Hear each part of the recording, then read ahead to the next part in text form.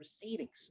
But even if that ship has sailed, Your Honor, your remand was for a specific purpose, to get a report from a referee based upon factual findings, based upon an evidentiary hearing. And we still don't have it.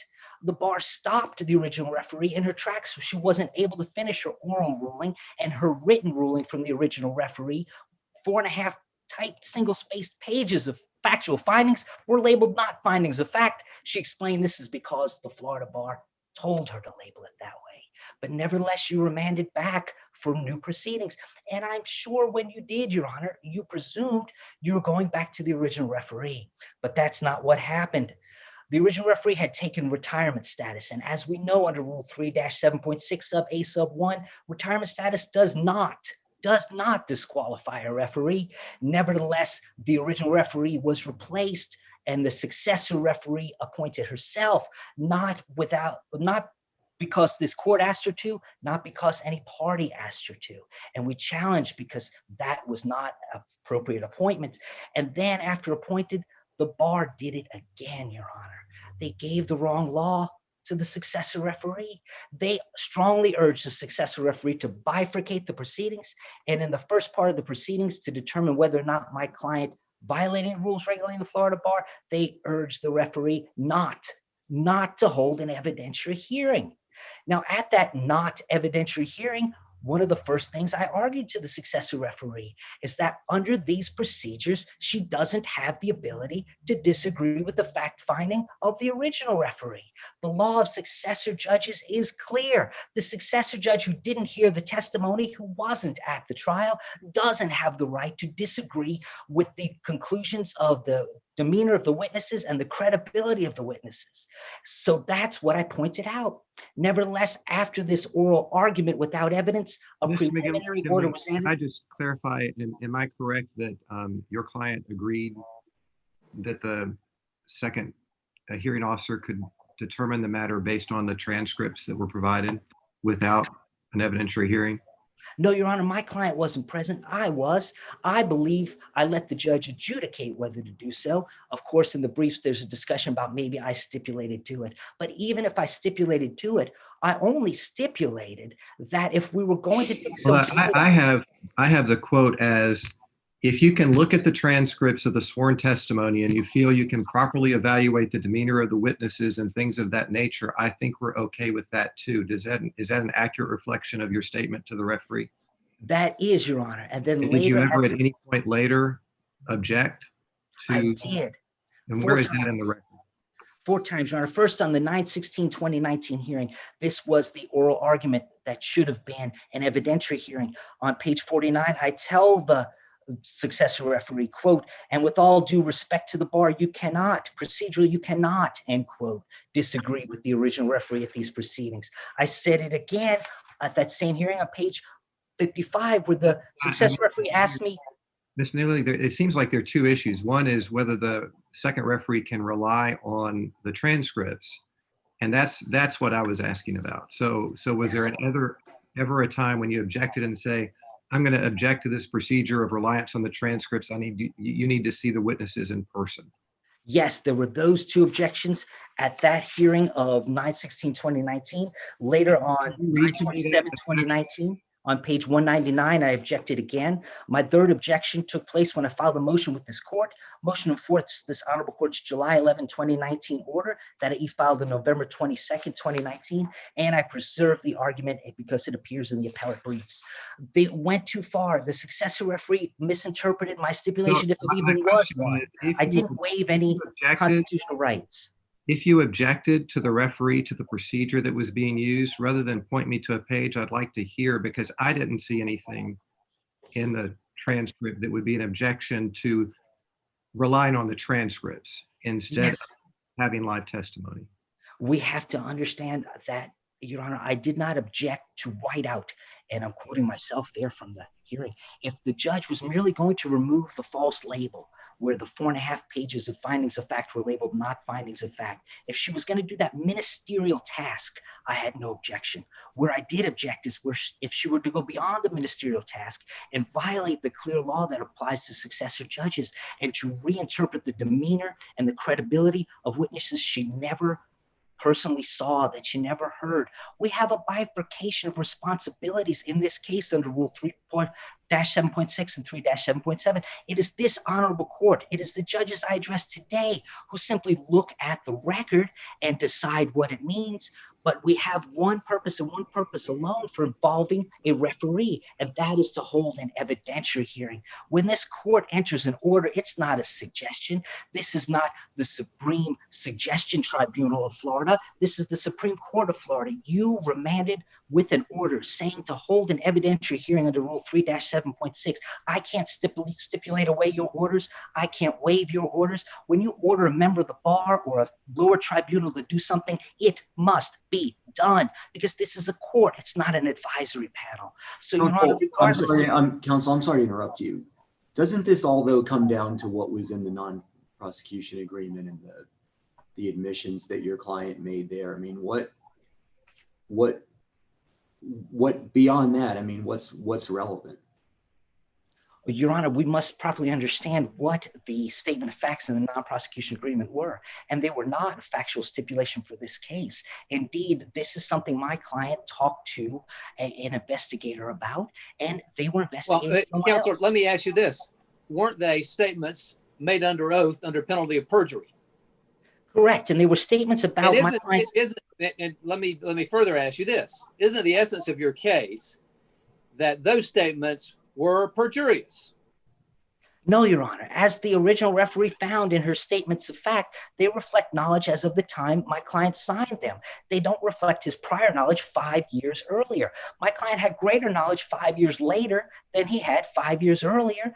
Proving that he knew something 5 years later does not constitute competent substantial evidence of what he knows today. We all know many things 5 years later that we didn't know 5 years before. If I could just pick up on that, can you explain your client's decision not to self-report in 2005 to 2007, or again in 2014 when the non-prosecution agreement was signed?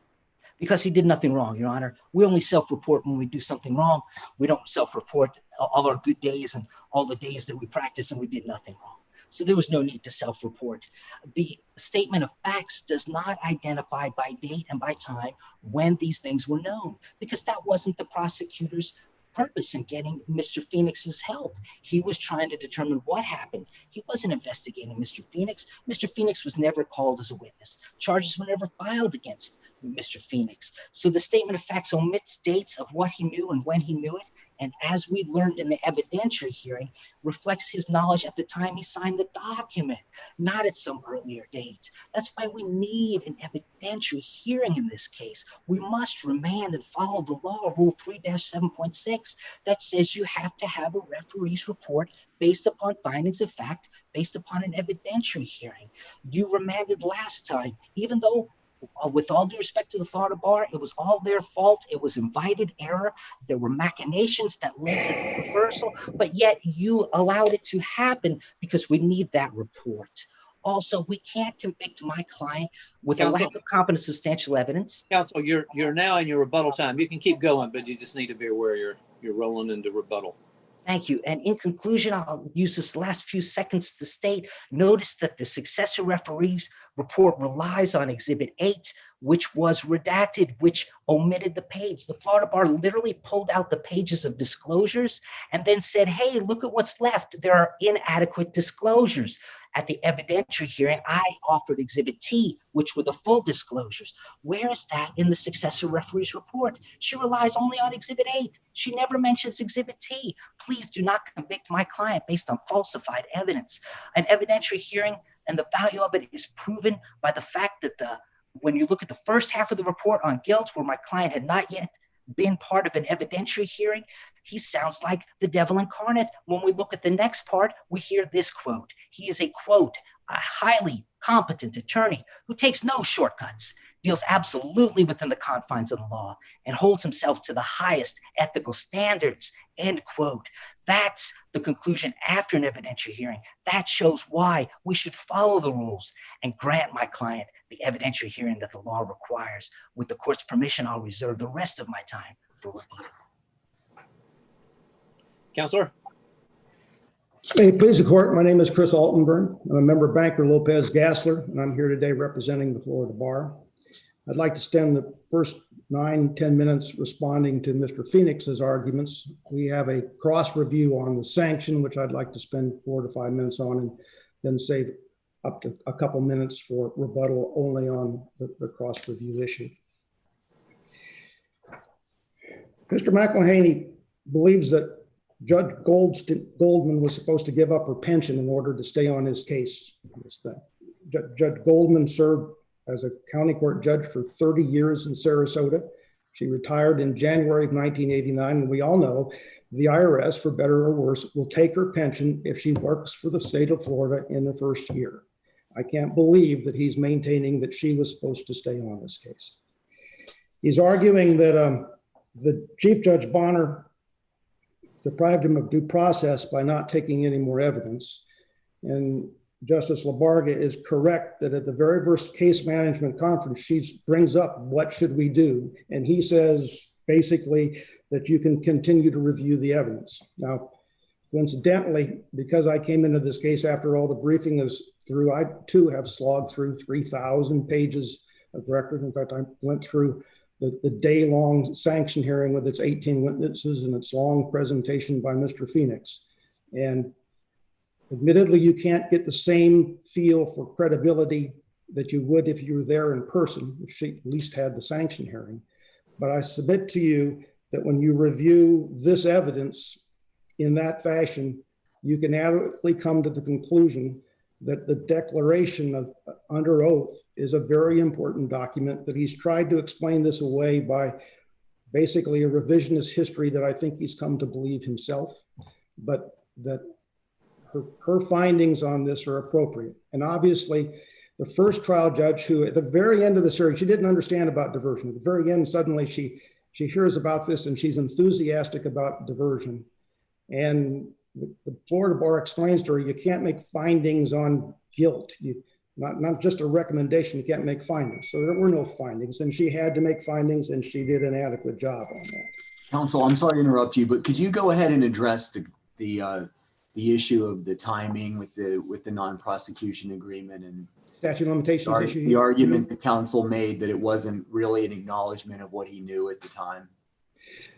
Yes, if you read the Exhibit 69 from Judge King's courthouse, which is what the Florida exhibit is, the declaration of Mr. Phoenix and the cover letter from the Department of Justice to Mr. Tannenbaum, who is Mr. Phoenix's lawyer, and then the statement of facts, there are any number of times when he's not saying, well, on a reflection 5 years later, I came to this conclusion. He says, Phoenix was aware that the K Club's principals and others did not heed his advice at times with regard to the sale and marketing of investments, for example. At other times, Phoenix actively participated in not disclosing certain information to outside lawyers or others, including information on how the business actually operated. If you read, it's a relatively long agreement, but over and over again, he's talking about things that he could only have known at the time, not gee, I'm really innocent and I discovered this all in my personal investigation in 2009 to 2014. That's just not the context of this. And can I ask you a question about the sanction? Yes. I've only been doing this for 1.5 years, but we've had a lot of these cases since I've been here. And I have to admit, I've never seen as emphatic statements about sort of, future threat to the public or lack thereof as in this report where the referee says that, there's a quote unquote 0% likelihood that the respondent will engage in future misconduct and poses no current risk to the community, deals absolutely within the confines of the law, et cetera, et cetera. Just from what I've seen, this is fairly extraordinary language from a referee. And so why shouldn't we defer to the referee on the sanction? Yeah. So I'll just jump right ahead to the kind of the cross review by the bar on the sanction. And the answer to that is that the heart of this is that there clearly is a violation of standard 7.2 in this, that he knowingly engaged in conduct It's a violation owed as a professional that causes injury or potential injury here. And the issue comes down to whether or not the aggravator, which is a refusal to acknowledge the wrongful nature of his conduct, his absence of remorse, outweighs the one important mitigator, and you've identified it, which is that he has interim rehabilitation because of the many things he's done because of the lapse of time that's taken place in this particular case. And I would submit to you that his lack of remorse is very important. You know, there are several important facts in this case that need to come out. And the one is that, you know, as we've discussed with the declaration under oath, this suggestion that, oh, I was pressured to do this and it contains lots of things that aren't true. I mean, Mr. Tannenbaum was there with him. He is a criminal defense lawyer and a professional liability lawyer. They had plenty of time to look at this. He signed it on the 10th of March and then didn't sign the under oath part till the 18th. He had a week to look at this thing. And then he comes into court and says, I was the hero of the day. I should get diversion. Even after we sent it back down to this trial judge, he's still arguing, I'm entitled to diversion because I did nothing wrong. Now, the focus of their briefing has been on the security fraud issue, and they tried to bring out the security fraud. But you have to understand that this inherently, the big deal is the Ponzi scheme. The Ponzi scheme is not a crime necessarily. It's a fraud. And Rule 9.1.16 requires you to withdraw if your client's involved in fraudulent activity. The evidence here is, and Judge Goldman asked him, well, when did it start to smell in Denmark? And he says, well, at the end of February or March of 2007, I was working on a merger that fell through and the numbers didn't add up. That's when it started to smell. He knew that these people were doing a Ponzi scheme in that time period. He knew they were broke by May, and he's still representing them. Not only is he still representing them then, but he claims, what Mr. Tannenbaum said, he withdrew at the end of June in the first go round of this. Then as the hearing began, he withdrew sometime in mid-July, and then some evidence came in showing activity in August. So then he decided he withdrew in August. Now, what you need to understand, it took me a while to understand this, is that K Club Resorts and Marina, the entity described in Federal Exhibit 69, it's not a corporation, it's not anything. It's a collection of 200 corporations with 190 bank accounts. It's a classic Ponzi scheme.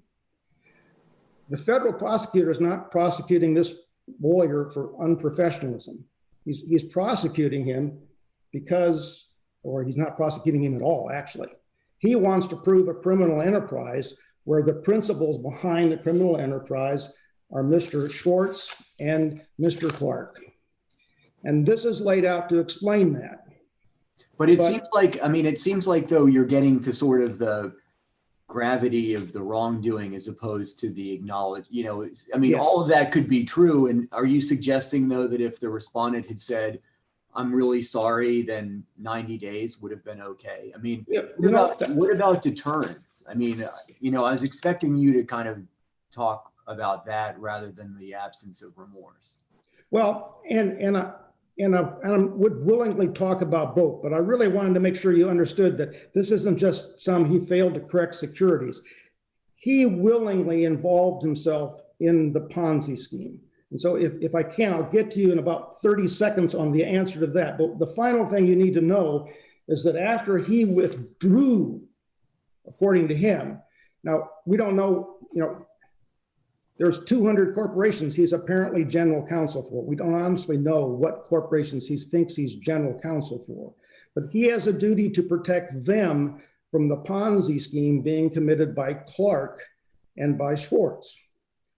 And even after he claims he withdrew in some non-written fashion to these corporations in August, on October 22nd, 2007, he sends an email that also includes Scott Callahan, which is the other lawyer that was disciplined in this matter. And he says he'd prefer not to sell any more of this property, but then he lays out a methodology to do it and says this might work with that illiterate group from California. He's withdrawn from counsel, but he's still telling them how to sell units in a Ponzi scheme in October of 2007. And then he comes in front of Judge Bonner, who has read all of this, and says, excuse me, says, I was the hero of the day. And I submit to you that not only is that important from the standpoint of remorse, and because interim rehabilitation means I have been rehabilitated. And part of being rehabilitated is I regret what I did. I should have got in there and stopped Mr. Clark from doing this activity, but I didn't have the courage to do it. And instead, he comes in with his new lawyer and says, I was the hero. I saved people money. I'm not part of the group that did the $350 million of damage to everyone else. And if you want to give him a time to reflect on his remorse, and if you want to deter modern lawyers in all that this world has under the standards that are now applicable under the Rosenberg case, I think the message is that he needs 91 days to a year to think about why it is that he was really part of this Ponzi scheme and that he did the damage. Because if he had withdrawn in February or March, admittedly, it wouldn't have prevented all of this damage from being done. But the corporations for whom he was general counsel perhaps would not have been totally destroyed. And some of the investors would have saved their money. But more importantly, because Mr. Clark and his girlfriend, wife, Crystal Coleman, and Mr. Schwartz are not his clients. He's general counsel for the corporations. He can report their criminal activities, certainly their future criminal activities, if he had withdrawn. And instead, he stayed on all the way through October trying to sell units to fund the Ponzi scheme, so hopefully they'd pay him his back salary. And I submit to you that deserves more than 90 days. I have great respect for Chief Judge Bonner, but I just think that she gave, because of all of the witnesses they brought in on the sanction hearing, too much weight to the interim rehabilitation and not enough to the fact that he has no remorse and that this won't deter modern lawyers from doing the same kinds of things. So with that, I'll save the rest of my time for rebuttal unless you have a more important question on one of the substantive issues. Thank you. Right, counsel? Thank you, Your Honor. Most, if not all, of what we just heard was not raised by the Florida Bar in their briefs. Most, if not all, of what we just heard asks this court to engage in fact-finding. So we had a referee remanded for fact-finding that held an oral argument instead. And now we're here at an oral argument where we're asked to do fact-finding instead.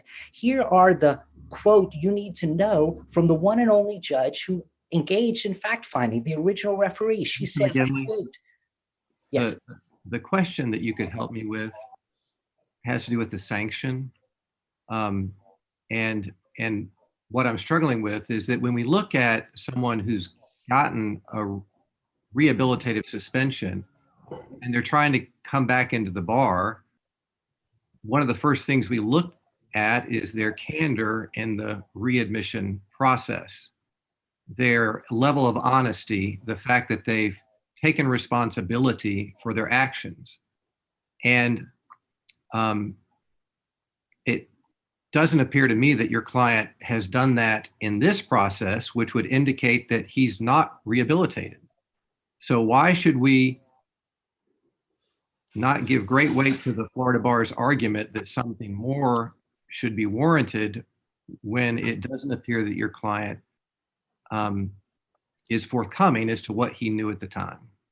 He was forthcoming, Your Honor. He did not violate the rules regulating the Florida Bar. The original referee who held an evidentiary hearing, the only referee to hold an evidentiary hearing on guilt or innocence, found him innocent and said, quote, I did not adjudicate Charles P.T. Phoenix to be guilty of violating any of these rules, and I do not make any findings whatsoever that Charles P.T. Phoenix has violated any rules regulating the Florida bar, end quote. A lawyer should not be remorseful for that fact. It's true that the successor referee only held an evidentiary hearing on the sanction. And after that, she found, quote, there is a 0% likelihood that he will engage in future misconduct. She also found, quote, he poses no current risk to the community or his clients. She also found, quote, a highly competent attorney who takes no shortcuts, deals absolutely within the confines of the law, and holds himself to the highest ethical So standards. if we disagree with you though on the whether there's been a violation here, do you acknowledge that sort of the lack of remorse should be relevant to what the sanction is? There was no violation, Your Honor. There can be no remorse for upholding the confines of the law, holding yourself to the highest ethical standards, and being a highly competent attorney who takes no shortcuts. And you can't have a rehabilitative sanction on those findings. What do I prove after rehabilitation? That he's no longer a highly competent attorney? Okay, counsel, That he you've now used up takes your, shortcuts? if you want to, you've used up your time. I'll give you an opportunity to answer the question that Judge Muniz asked, if you wish to, briefly. If not, we'll go to opposing counsel. Yes, Your Honor, to answer the question, there can't be a lack of remorse for being an ethical attorney. So we have to factor that in. What we need are factual All right. Okay. findings on this issue. Okay. Let's go on to opposing counsel. Thank you, Your Honor. A lawyer doesn't have to have the courage of an infantryman at Omaha Beach, but sometimes a lawyer has to have the courage to tell his client no. No, we have to disclose and rectify the securities fraud that has been occurring while I was general counsel of these corporations. No, we have to implement a procedure at all future closings in my office to make sure the salesmen and brokers have not induced the sale by a securities violation. And no, Mr. Clark, Mr. Schwartz, you can't use my skills as a lawyer to help you continue running a Ponzi scheme that will destroy the corporations for which I am general counsel. But Mr. Phoenix lacked that courage. He didn't withdraw because he was being paid a lucrative salary. And he even gave this advice to sell the units at the end to the illiterate Californians. If he had come to the sanction hearing and said, I really regret what I did, and I've done a lot of great things in the community, I'll have the courage in the future. But instead he's come in and said, I didn't do anything wrong. I was the hero in this. And I submit that that's not a 90-day suspension, that that's a 91 to a year. Thank you very much. All right. We thank you both for your arguments. We'll now move to the next case on our docket.